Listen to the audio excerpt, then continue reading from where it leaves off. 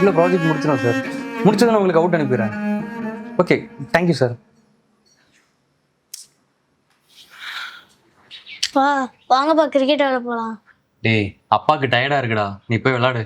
நீங்களும் ஏன்ப்பா அம்மா மாதிரியே சொல்றீங்க? ஏய், உனக்கு ஒரு தடவை சொன்னா புரியாதா? போடா. நான் எப்போ வந்து பேசினாலும் நீங்கள் ஃபோன் பார்த்துட்டே தான் வந்து பேசுகிறீங்க.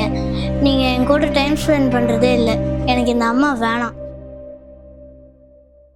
அப்பா, நீங்களும் நான் கூப்பிட்ட போதெல்லாம் விளையாடவே வர மாட்டீங்க.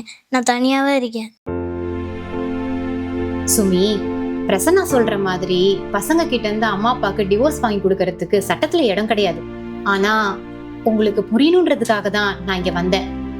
பசங்களை நம்ம போன் பார்க்க கூடாதுன்னு சொல்றோம், ஆனா நாமளே அந்த போனுக்கு அடிமையா தானே இருக்கோம். பசங்க நம்மளை பார்த்துதான் கத்துக்கிறாங்க. நாம எதை சொல்லி கொடுக்கறோமோ அவங்க அதை தான் கத்துக்கிறாங்க. நாமளே சோசியல் மீடியாக்கு அடிமையா இருந்தா நாளைக்கு கண்டிப்பா அவங்களும் அப்படிதான் இருப்பாங்க. வேலை முக்கியம் தான் சபரி, ஆனா நம்ம குழந்தைங்களோட லைஃப் அதை விட முக்கியம் இல்ல. புரியுது மேம். பிரசன்னா, சாரிப்பா. அம்மா இனிமேல் உங்க கூட டைம் ஸ்பெண்ட் பண்ணுறேன். சாரிடா, இனிமேல் நான் உன் கூட நானும் டைம் ஸ்பெண்ட் பண்ணுறேன். பசங்க நம்ம கிட்ட இருந்து எதிர்பார்க்கறது வெறும் அன்பும் டைமும் மட்டும்தான், வேற எதுவுமே இல்ல.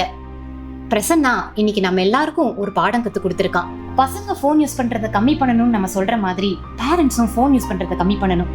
அவங்களோட நிறைய டைம் ஸ்பெண்ட் பண்ணணும். கண்டிப்பா மேடம். சரி, நான் வரேன்.